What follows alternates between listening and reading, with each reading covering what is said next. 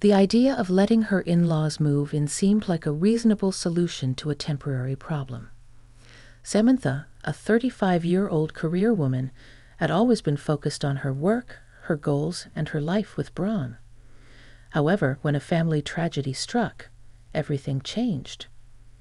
Braun, her husband, broached the subject one evening after a somber family gathering. The weight of the recent loss lingered in the air as Braun hesitantly suggested, "Sam, what if Mom and Lisa move in with us for a while? It's just until they get back on their feet." Samantha, absorbed in her own thoughts about the recent events, looked at Braun with a mix of surprise and concern. "Move in? Braun, we've never discussed anything like this. Our life is already hectic with work, and now you want to add more to it?" Braun sighed, running his hand through his hair.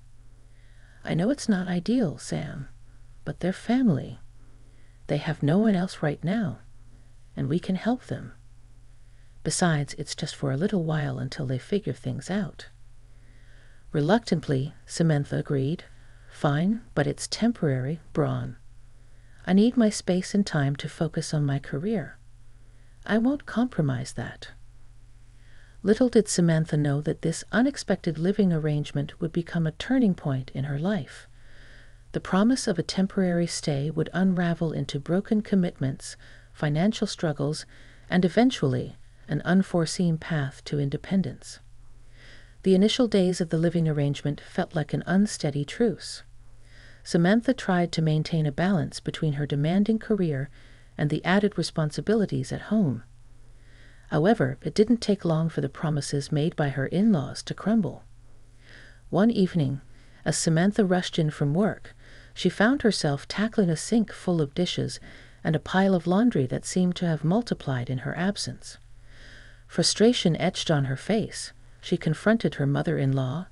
"Mom, I thought we agreed that you and Lisa would handle the household chores. I can't keep up with everything."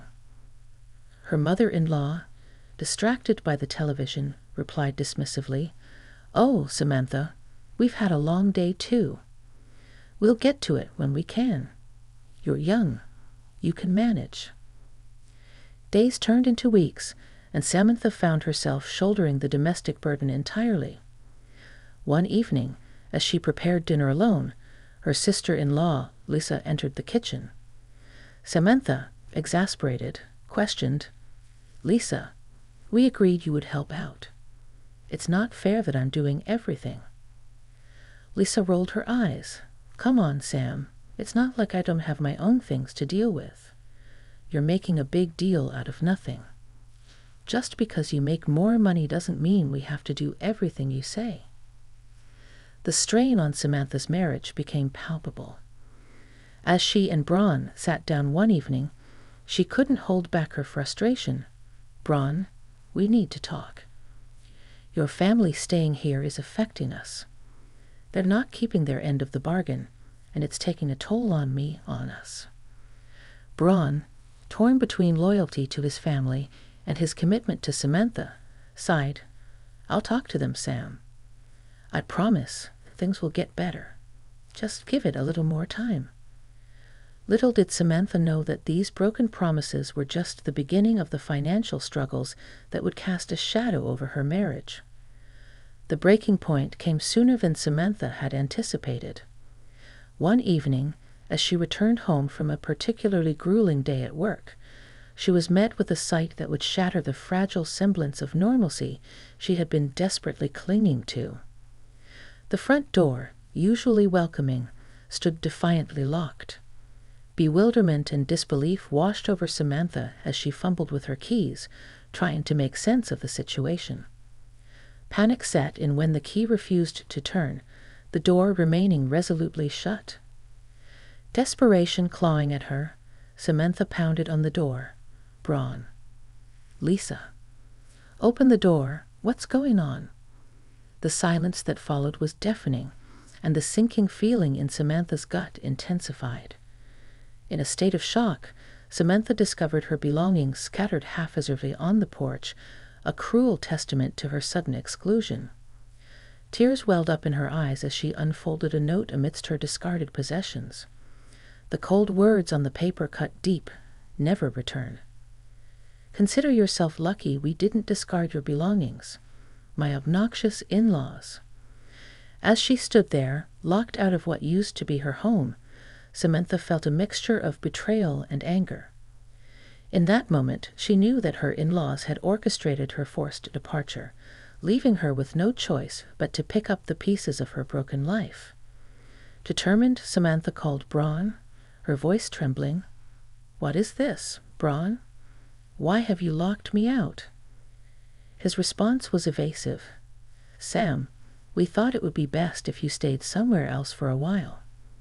Things have become tense, and we need some space." Infuriated, Samantha retorted, "Space? After everything I've done for your family, this is how you treat me."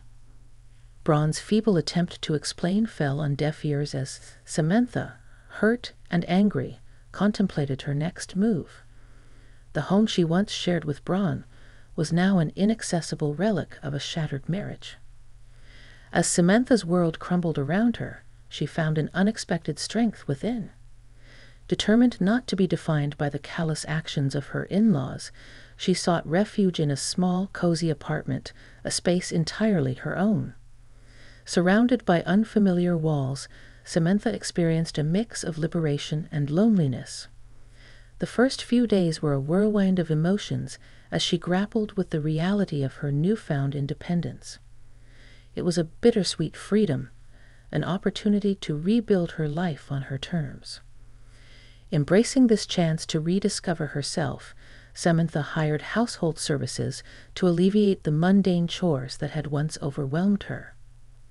One evening, as she returned home to a spotless apartment, she couldn't help but marvel at the simplicity of her life. In a moment of quiet reflection, she whispered to herself, "This is how it should be."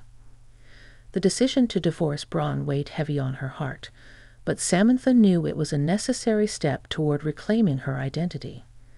Sitting down with a divorce attorney, she signed papers that symbolized the end of a tumultuous chapter and the beginning of a new, uncharted journey. One evening, as she scrolled through travel destinations on her computer, a sense of excitement and anticipation bubbled within her. The realization hit her: she could indulge in experiences solely for herself. The weight of responsibility had lifted, and Samantha was determined to savor every moment. In a conversation with her closest friend, Rachel, Samantha laughed for the first time in what felt like an eternity. "Can you believe I'm planning a solo trip to Europe?" she exclaimed.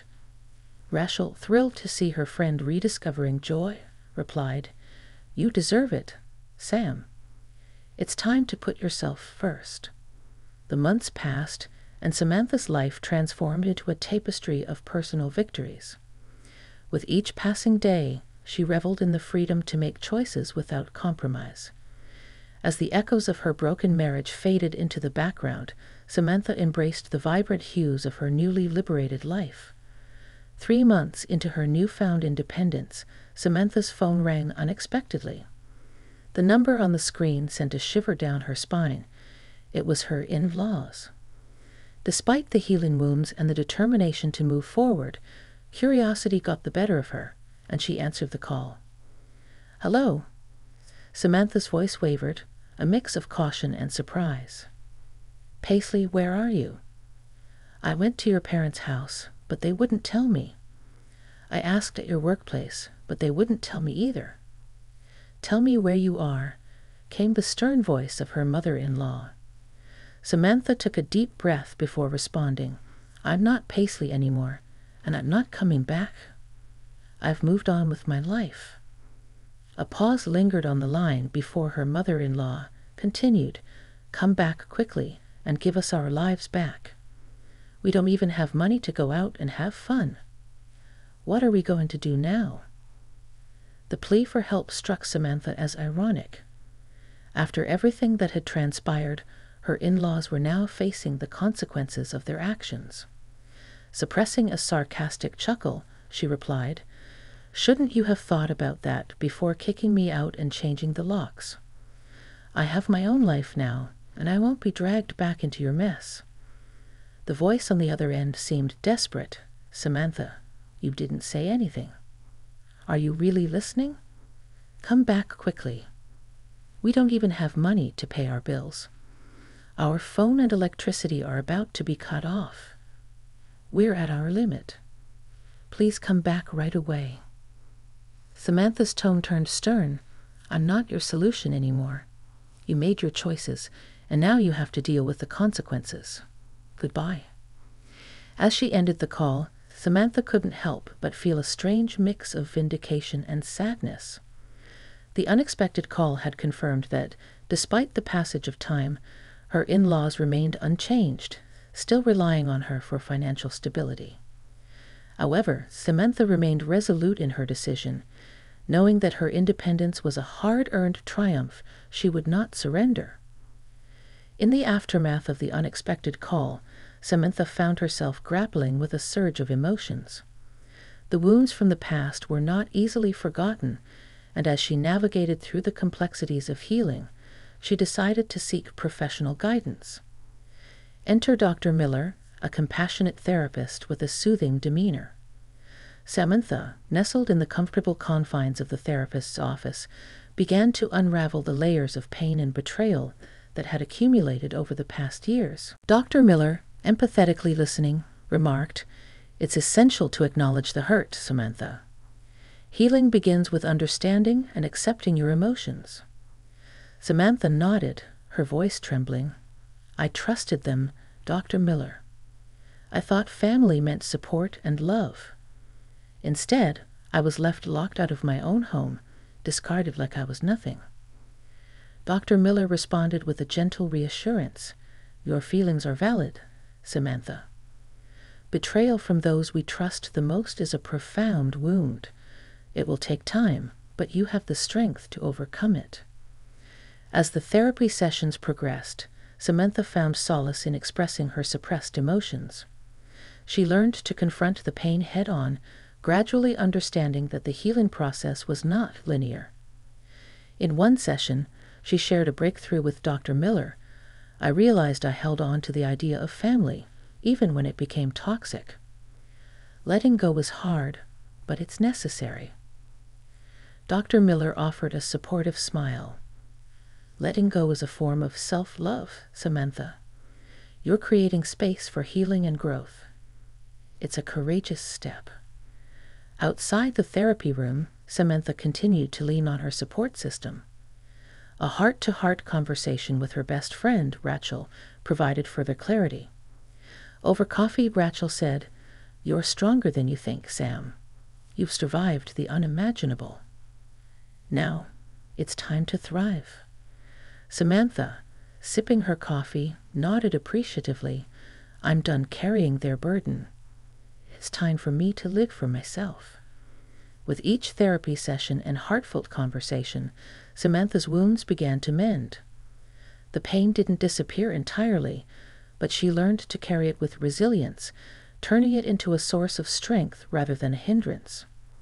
The journey toward healing was gradual, but Samantha was determined to emerge on the other side, stronger and wiser than ever before. Embracing the newfound strength cultivated through therapy and supportive friendships, Samantha ventured into a chapter of her life marked by resilience and self-discovery. In a quiet moment at her favorite cafe, she opened her laptop, immersing herself in a flood of job applications. Determined to forge ahead in her career, Samantha felt the empowering surge of independence. The buzz of excitement filled the air as she received an email confirming a job interview. The prospect of a new professional chapter provided a glimmer of hope. During an evening stroll in the park, Samantha's phone buzzed with a message from Rachel. "Movie night at my place? You've earned it." Smiling, Samantha accepted the invitation, relishing the warmth of friendship and the promise of laughter that had been absent for too long. As the days turned into weeks, Samantha embraced new hobbies and rekindled old passions. An art class became a sanctuary for creativity, and weekend hikes offered a connection to nature that proved to be therapeutic. In a candid conversation with her colleague, Mark, she shared her journey. "It's like I'm rediscovering who I am, Mark. The freedom to choose for myself is empowering." Mark nodded in understanding. Sometimes it takes adversity to unveil the strength we didn't know we possessed. You're on a remarkable journey, Samantha. In the realm of dating, Samantha treaded cautiously, realizing that trust needed time to mend.